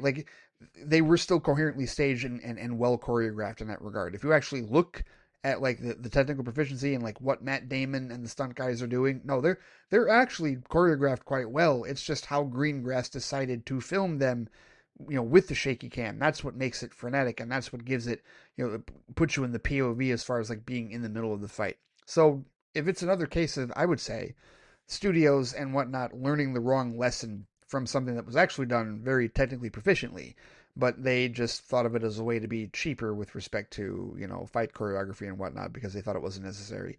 Like, why are we wasting so much time and energy when people are barely seeing it or they're seeing it frenetically? Well, because people know, like, people can spot the little things, and that's what I would say with respect to, why those fight sequences in the Bourne movies are still better, even the way that they were shot, because they actually were choreographed well, in the midst of the shaky cam. Anyway, he says, on to my main thing, which is my first cinema outing of 2026, which was to see 28 years later The Bone Temple, directed by Nia DaCosta. Light spoilers, but not much that isn't gleanable from trailers, and definitely no ending stuff, he says. There's two main plot strands from this movie. Following on from last year's entry's cliffhanger, kid protagonist Spike has fallen into the hands of the Jimmy Gang, a small roving cult terrorizing other survivors in the infected wasteland of Great Britain. Led by Sir Lord Jimmy Crystal, Sinner's Jack O'Connell, a messed up psychopath who believes the outbreak was the work of the devil, establishing his dominion over the world, and that he's his son and heir. He has also styled himself with blonde hair, tracksuit, and jewelry in the image of real-life UK entertainment personality Sir Jimmy Savile, whose activities as a sexual abuser and predator came to light after his death. Though the alternate timeline of 28 Days Later universe probably never saw this exposed, but the underlying theme of evil with a friendly face is apparent. He says this made the Jimmies, who all take on that look, showing up at the end of the previous movie like Power Rangers, battling some infected, all the more surreal for UK viewers, while it seems that for Americans it was more of a general WTF moment. O'Connell's established a second very memorable horror villain in 1 year with this role. Of course, Jack O'Connell, for people who don't know, that was Remick in Sinners. He says, and he makes this one distinctive from Remick by not having even a twisted idea of unity like Remick had. He's all in on cruelty and sadism under a thin veneer of friendliness and Teletubby appreciation. The movie's opening scene shows this with the rather distressing way, in which Spike is initialed as a Jimmy. Yes, everyone in the gang is called Jimmy, even the women, though one of the more deranged female members is allowed the variation Jimimina? Or is that Jemima? Okay, I was trying to see how that, I didn't know how many M's are in there. There's three M's in that. Jemima, all right. They're a sick bunch, he says, though Erin Kellerman's Jimmy has a bit of compassion for Spike, and certain things she does propels the plot on a particular path. The second strand, he says, focuses on Ray Fiennes as the returning character Dr. Kelson, who was established in 28 years later as a bit of an odd hermit, but ultimately a good guy, who's found a way to life in proximity to the infected, and who makes it his purpose to honor the dead by using their remains in the construction of the titular Bone Temple. His story focuses on him re-encountering Samson, a hulking alpha infected played by Chai Lewis Perry, who was a major threat in the previous movie, but here through medicinal means, Kelson is able to kind of sedate and form a strange bond with him. It's a poignant contrast to the darker and much more violent Jimmy side of the movie, showing compassion and hope can be found in the world that's been established, and DaCosta is able to make the two tones of the film coexist without it being jarring, and the way the story intersects the two story threads is surprising and very effective. He says it follows on form the Danny Boyle directed predecessor very well. Follows on from, rather. The Danny Boyle directed predecessor very well. I guess that was a misspelling there. And has a few distinctive ticks of its own. There's a bit of upside down imagery, he says, that reminds me of shots from DaCosta's Candyman, for instance. And Kelson's record collection lends the movie to some well done needle drop sequences, with one in particular giving Fiennes the most striking performance I've seen from him. And the film ends in a way that's very exciting for a potential sequel, but I won't say any more on that. Fair enough. Obviously, I didn't see Bone Temple because I still need to watch the other three 28 Days Later movies, or the 28 Days movies, I guess. Is that what we're calling them? The 28 movies or 28, whatever. 28 days, 28 weeks, 28 years, right?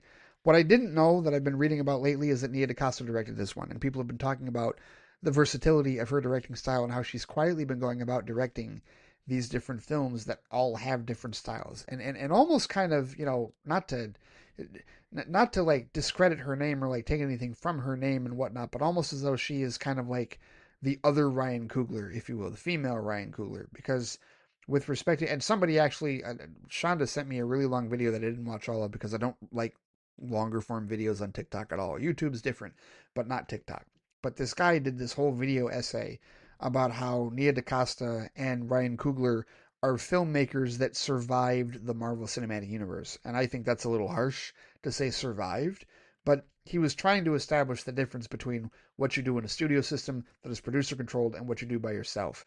As of to date, the only Nia DaCosta film I have seen so far is The Marvels, which I did enjoy and I do like that film. But it's very similar. Her trajectory so far is similar to Ryan Coogler in that 28 years later, The Bone Temple is only the fifth movie she's directed. Before that, she did Little Woods in 2018, the Candyman reboot in 2021, which I am interested in seeing, then The Marvels, then earlier this year, Hedda, or I should say last year, 2025, Hedda, which is based on Hedda Gabler by Henrik Ibsen, and then 28 years later, The Bone Temple. And it is also interesting to note that Tessa Thompson stars in at least two of these movies. I don't know if she's in any of the others, but, or, yeah, she's in Hedda and she's in Little Woods. I don't remember her. I don't think she was ever. I don't think Valkyrie was in the Marvels. Not that I can recall. No, I don't think so.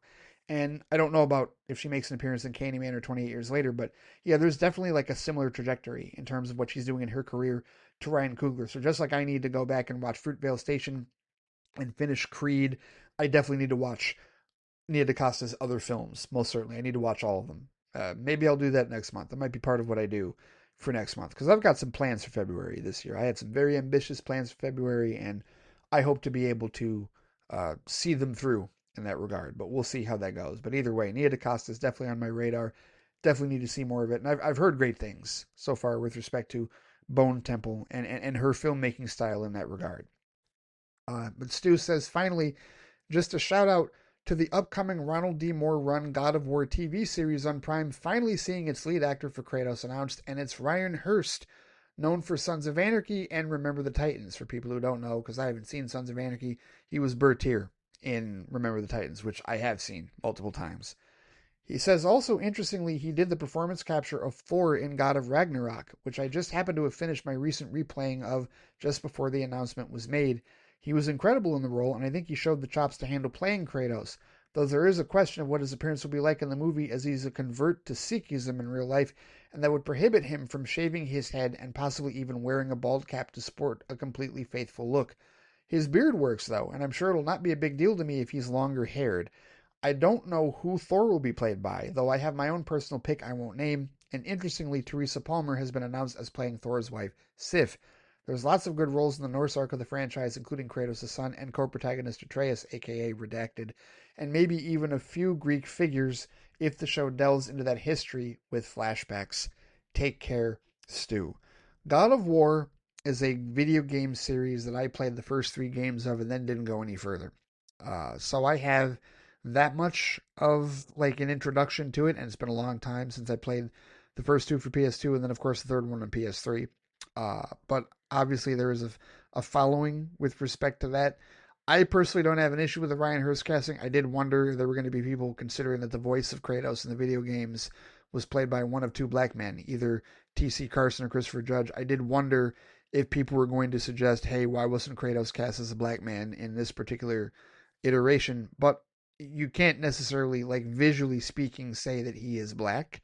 So I get it. And I don't have an issue with it either. I think the other considerations that you're talking about with respect to his faith, you know, that playing an impact on like how his appearance is going to be, I do think that'll be intriguing because, you know, did he ever have longer hair in the video game? I don't know. I'm asking people who play the video game because he didn't in the ones that I played in that regard. So that'll be interesting. I mean, clearly these are things that had to have, you know, come out with the agent, you know, the negotiations and whatnot. So clearly they've got a plan on how they're going to do it. And this will be the next video game adaptation that we, you know, appraise, if you will, right? You know, I have not seen, I didn't watch 28 or the Last of Us rather, pardon me. And I haven't watched Fallout yet either. Heard amazing things about both of those shows. Have not played either of those games, which is part of the reason why like I didn't watch those shows because I'm one of those that part of me would like to play the game, even though I know that that's such a tall order because however many hours of gameplay you got to sink into that just to get, extra context for what you see in a show. It's like, might be too late for that. Like, I got to really be, out of the 9 to 5 and into like full blown entrepreneur mode where my schedule is totally wide open before I can do stuff like that, I think, personally, in that regard. And we'll see if I ever get to that point. That'd be great, but we'll see. So far, I am not at that point, and I am, living as I can, living as well as I can, I would say. But either way, yeah, have to keep our eyes out for that one, pay attention to that one.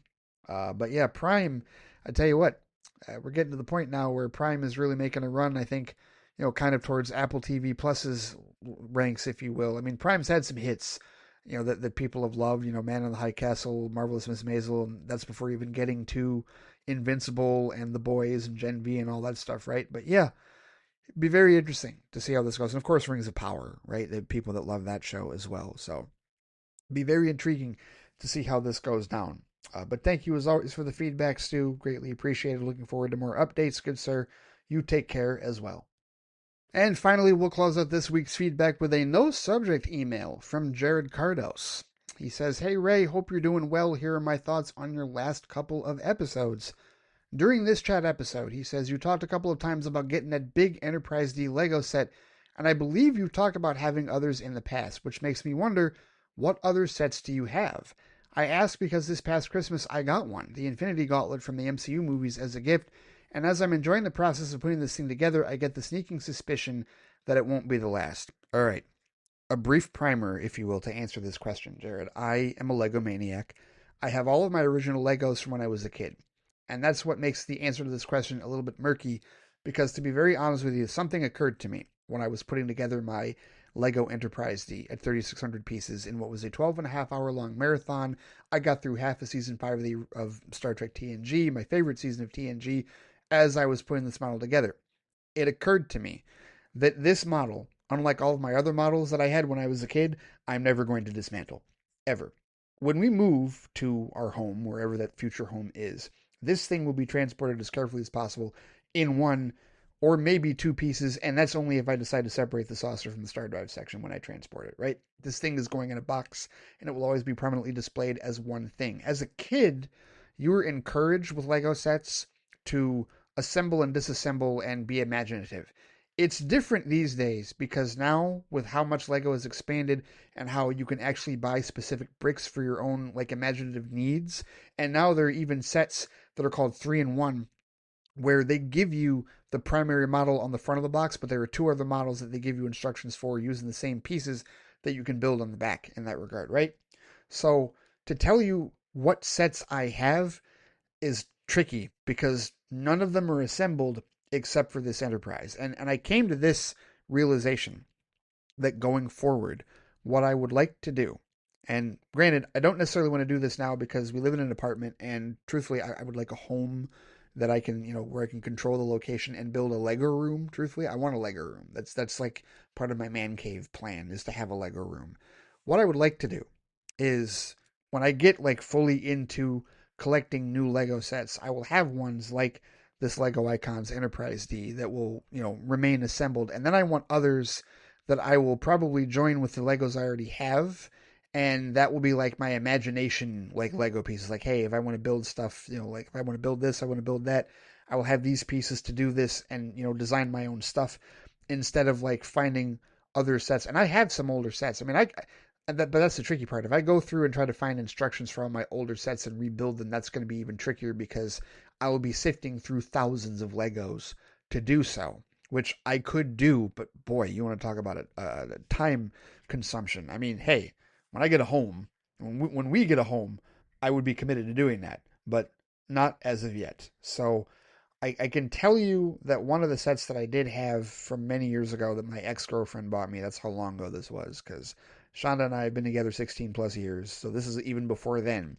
She bought me, my ex did, she bought me the second edition Millennium Falcon set with the 8 panels that like expand out, that was technically from The Empire Strikes Back because it comes with a snowtrooper. She bought me that one. It was like a little over 900 pieces, if I'm not mistaken. I remember building that one in 2.5 hours while watching a bootleg copy of Revenge of the Sith. Because that was, it was 2005. Yep, 2005 when I got that. So I know I have that model. As far as other models, I mean, it's a smattering of like, I got a couple of old space shuttle models. I have the like going all the way back to like M-Tron and Blacktron, Lego stuff. Like I don't have a whole lot of licensed Lego models as of yet. This is the first big licensed one. And listen, there's other Star Wars models that I would like to get, but I just wasn't ready to pull the trigger on them. Star Trek is a completely different beast, though. There's no way I'm not pulling the trigger on a Star Trek model. It's going to happen. So depending on how this one sells, and it's still on back order on the website, wherever you order it now, it'll ship it in 60 days according to the website, right?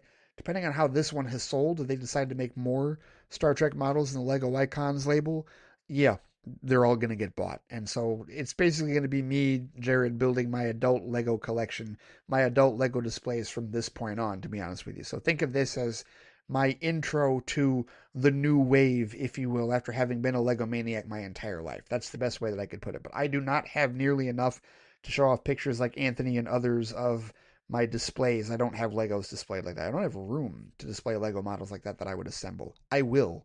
At some point, I will. That's going to happen, but not yet. So, to be continued on that one, because you're right. It's your first one, and it won't be your last. Same for me. This wasn't my first one. It damn sure won't be my last going forward.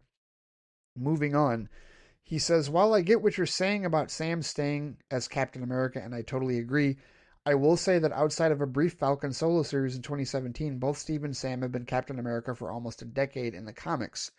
Often they would both have separate solo series, but even when Steve only had the ongoing title, they would do things like have Sam be the Captain America in the current Avengers book, which is to say that I think having Steve and Sam both be Captain America in the MCU could work.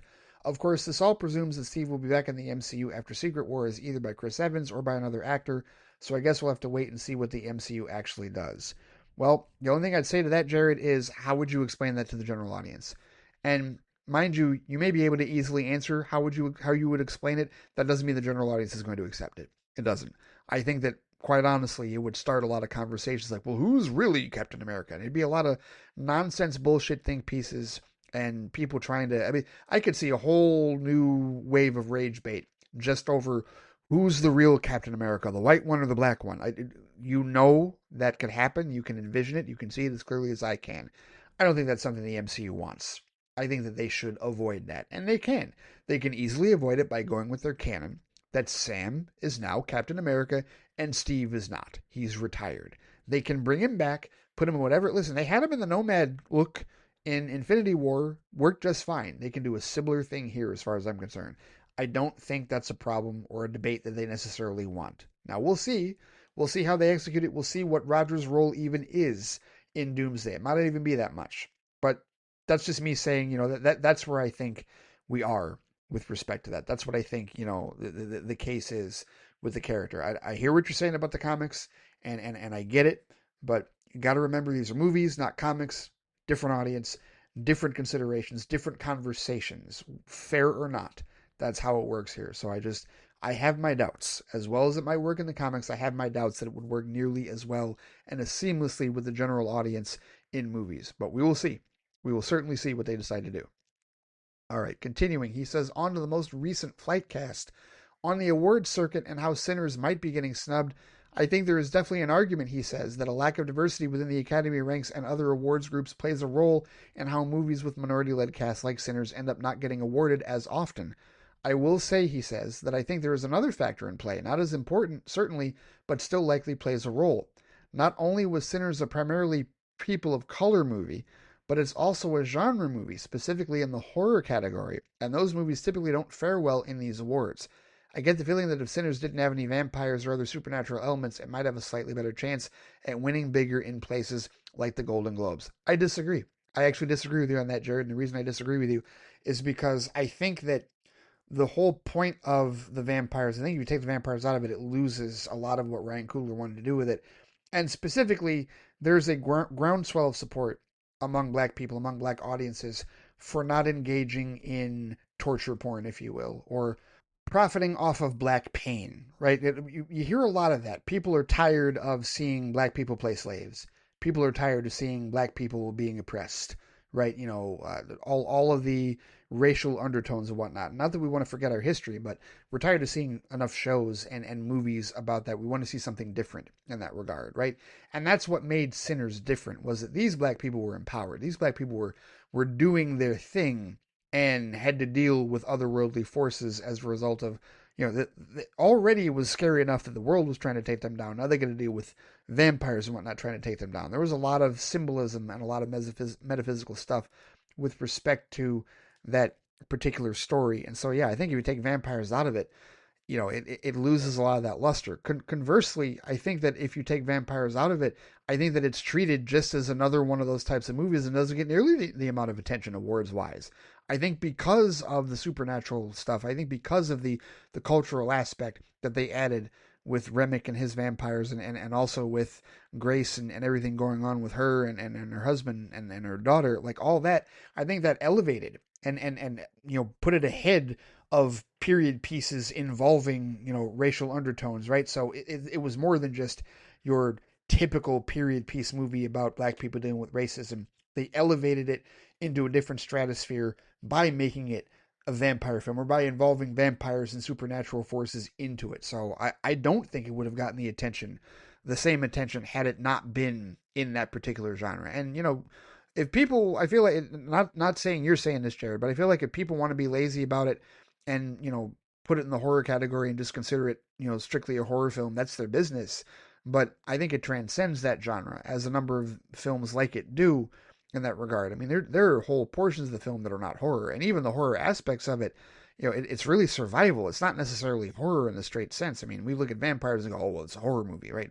But again, let's not be lazy about it. Let's be, have a bit more complex of a conversation, more nuanced of a conversation in terms of the type of film that it is, before just flat out, decrying it or decreeing it as horror and that's it in that regard. It's far more than just a vampire flick. It's far more than just a horror movie in that regard. So no, I will disagree that, it needed to subvert itself. It needed to place itself in a different stratosphere in order to get the attention that it did, to get nominated for the awards that it does, because I don't think it would have had it not done so. And so, if you're suggesting that particular stigma or stereotype also holds it back, I mean, I suppose, perhaps, but I still don't think that, putting this, like, you wouldn't put Sinners in the category of a Marvel movie, would we? Would we really? No, I don't think so. I think even Marvel fans would say, no, Sinners is not a Marvel movie. It's not a comic book movie in that sense, right? So it's not, any type of generic action. It's not any type of, big budget blockbuster. It wasn't released in summer. It was released in April. So I just don't think, I don't agree with the connection that because it had vampires and because it's technically a horror movie, it's considered uh, lazily by some, that's holding it back. I think it had to separate itself, and it did in that regard. And it certainly is far more, has way more levels to it, far more storytelling and writing and character performances to it than any Marvel or DC movie that we've seen that might get passed over by these award shows, in my opinion. So that's my thoughts on that. Subjectively speaking, it's all subjective. He says, on the Marvel needs a gun to stop Scooper madness, it's definitely a role reversal, an odd role reversal, he says. I do think it might not be a complete one-to-one comparison. I think while there have definitely been some snags in the past few years, Marvel's situation isn't quite as shaky as it was during the DC Films era, but it might just be better at hiding the inner mayhem than DC was. I'm inclined to believe the latter on that, Jared, because, I mean, we're not going to say that the MCU is anywhere near the dysfunction of the DCEU. I'm not saying that. But with respect to public perception, with respect to what the fans are saying, with respect to what the trades are saying, I think there are definitely some similarities there. And this is a case where the question is being raised, what is this franchise after so many years? What is this franchise now? What are they giving us? What is the merit in that regard? Have they fallen off the wagon? And it's not apples to apples with respect to the DCEU, but there's only so much further that you can allow this, these spoilers and this Scooper Madness and whatnot to really wreck your plans. And they can, nowadays, people have to be very picky. A buddy of mine, a good buddy of mine, texted me earlier. This is one of my good friends, Sam, that I've known for many years, old classmate. We're both huge fans of the University of Michigan, and we, text very frequently with respect to, what the football program and sports has been doing, right? Well, He texted me earlier today and he said, "Man, I took my family to see Zootopia 2 last night, and I feel like I need to refinance my home now. We took in our own candy, and for a family of 5, it still cost me $120. That's insanity." Yeah, I've talked about this, guys. I've mentioned this many times before. A family of 5, right? That's him, his wife, and his 3 kids. $120 at the movie theater. And this is why people only go to the theater, can only afford to go to the theater maybe 2 to 3 times a year. So the point is, if you want to make certain that that 2 to 3 times a year includes Avengers Doomsday, includes Spider-Man Brand New Day, then you can't let Scooper Madness twist people's perception of it. You know what I mean? You can't let lies go out there. You can't let, the specter of, oh well, this might not be that great. You can't let any bullshit reports about casting or any nonsense reports about test screenings and whatnot. You can't let any of that poison the well, if you will, because any of that affects your marketing, and that's it, right? You're already in a position where families and the audience can't afford to see so many movies in one year, right? This is what sunk you and DC. This is what sunk both of them in 2023. This is why Guardians of the Galaxy Volume 3 and Spider-Man Beyond the Spider-Verse, not Beyond the Spider-Verse, Across the Spider-Verse, pardon me, Beyond is not out yet. This is why Across the Spider-Verse and Guardians Volume 3 were the only comic book films in 2023 that really made money, that really succeeded. All the others either massively underperformed and or flopped in that regard. And there were 9 comic movies, or 8 or 9, 8 or 9, right? Because was there one from, I keep forgetting if there was another one from Sony that year or not. But I do remember that there were 3 from the MCU. All right, Quantumania, bomb. Guardians Volume 3, success, and then the Marvels, bomb, and then all 4 of DC's movies were essentially bombs in that regard, financially speaking, in that regard. So part of it, as I've said before, you gave the audience too many choices and they only picked a handful in that regard, and they don't separate between Marvel and DC. So it was like, oh, we're going to see this DC movie and that Marvel movie. No, they just decided to pick the 2 they were going to go see the most. And it turned out, financially speaking, monetarily, to be Guardians Volume 3 and Across the Spider-Verse. And the other 6 movies all suffered as a result of that. So you can't allow Scooper Madness to dilute that any further. You do have to contain that, as far as I'm concerned, on some level, because it's already a tough enough situation to get people into the theaters already without Scooper Madness lying on your productions and throwing shit at the wall to see what sticks for rage bait in that regard. So I will say that with respect to that. Jared says, finally, in regards to the gatekeeping around Starfleet Academy, obviously I agree. I feel like if Gene Roddenberry were alive today, not only would he likely be happy to see his franchise has grown, but would be absolutely ecstatic about all the residuals that would have likely come from it. Anyway, since we're talking about it, he says, I do want to ask a question. With the release of Starfleet Academy, does it spoil anything about Discovery? I do plan on finally catching up on Discovery soon. I've been thinking of doing it as a watch update here, honestly. But even with the shorter amount of episodes, 5 seasons of television is still going to be a little while to get into. And I think that'll do it for me this week. He says, thanks for reading and looking forward to your future episodes. Thank you, as always, Jared, for the feedback. To answer your question, I will reserve all of my thoughts for Starfleet Academy, now that we're talking about it, for later this week, because obviously the first 2 episodes dropped, and I did not do a Flightbox episode for it because of timing issues. I've got an idea now exactly how the schedule for that is going to go. And so what I'm going to do for Flightbox this week is I'm going to talk about those 2 episodes, and I'm also going to talk about the new one that pops up this week. Here's what I can tell you. I can tell you that with respect to Easter eggs and with respect to where certain characters are from Discovery, yes, there are spoilers. Yes, there are. Whether they bother you or not, and they may not all necessarily have to do with the plot lines of what happens in Discovery, particularly in the last 3 seasons of Discovery, is what I would say. Because this isn't that much of this really isn't a spoiler. The first 2 seasons of Discovery take place in the 10 years before Star Trek the original series, before Strange New Worlds, right? And then the last 3 seasons of Discovery, seasons 3, 4, and 5, all happen over 900 years later.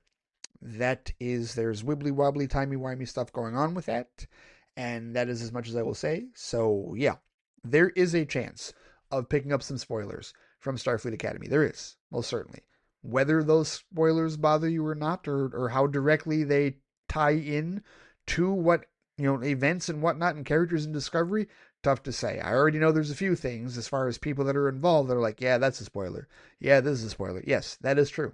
That is absolutely the case. But we'll just have to wait and see how the rest of it goes. So, I mean, that is up to you as far as like how, worried about spoilers you are for Discovery as you get caught up. Because I hear you. It is only 5 seasons, but yeah, that's a decent amount because a number of those seasons are more than 10 episodes. At least the first 2 or 3 seasons are more than 10 episodes a season. The last two were 10 episodes apiece. But either way, I hear you. I completely understand your concern with respect to that. So I would just say that it is at your own risk, good sir, in that regard, with respect to that. But if you do get caught up on Discovery, please let us know. Would love to hear about that, hear your thoughts on how you felt the rest of that show went in that regard. I would also say that from other things I know of with Starfleet Academy, there are a lot of threads and a lot of connections made throughout the entirety of the franchise. So it's even a case where, like Amr, for example, I don't know that I would not recommend Starfleet Academy for him because certain things that he doesn't know that has happened in like other shows that he's still watching, like he's still in the middle of TNG season 7 and DS9 season 2, far too early. I would not want him to watch. I would not recommend he watch any of the Paramount Plus shows whatsoever. Do not watch Picard. Do not watch Lower Decks. Do not watch Discovery. Certainly not. He will get spoiled on far too much because the history of things he hasn't seen yet will get, touched upon, will get revealed in that regard. So, yeah, there are those considerations to be made for it for sure. But, yep, plenty of discussion to be had with respect to that. But thank you as always for your feedback, Jared. Indeed, greatly appreciated, good sir.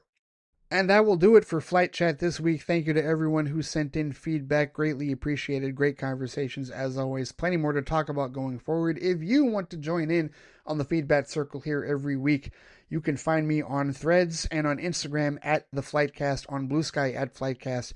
You can comment on the posting for this particular episode on the FlightCast YouTube channel.